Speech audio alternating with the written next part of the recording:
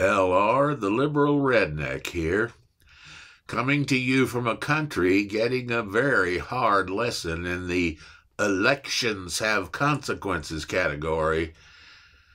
In a highly questionable election, the worst president in the history of our nation was reelected, and the consequences have been monumental.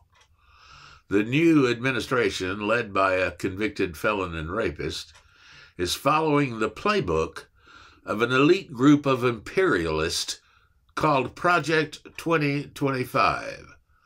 Their main goal seems to be driven by reshaping our democracy into a dictatorship that caters exclusively to the mega-rich at the expense of everyone else.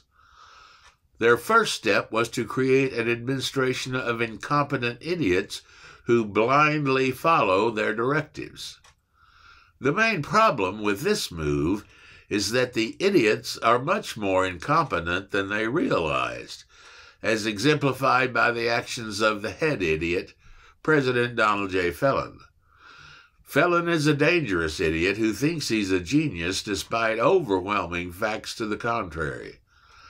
Our Supreme Court expanded the situation by giving the idiot total immunity for his actions as president.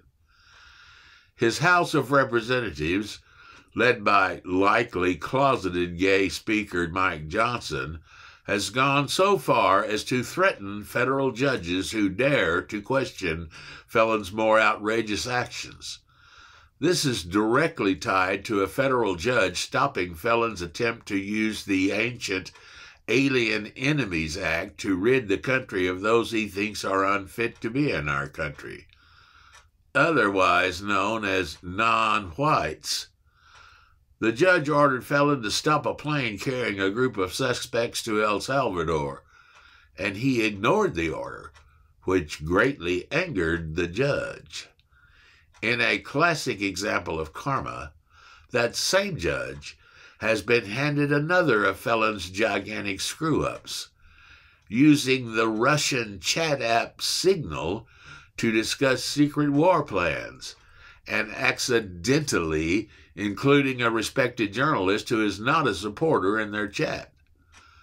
The journalist revealed the mistake without releasing the contents until the other participants, including the DUI hire for Secretary of Defense, had the chance to testify. When they all lied under oath, he did release the contents, proving them to be liars.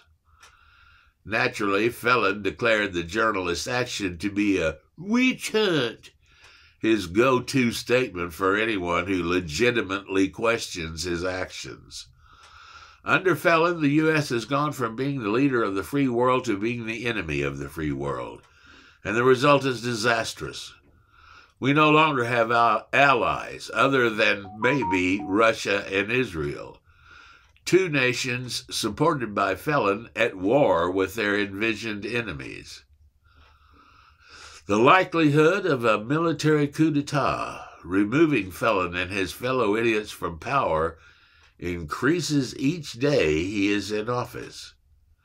He is the commander-in-chief of the military, but they are sworn to preserve and protect the Constitution, which he is trying to eliminate. The situation is intolerable. We either save our democracy or prepare for third world status.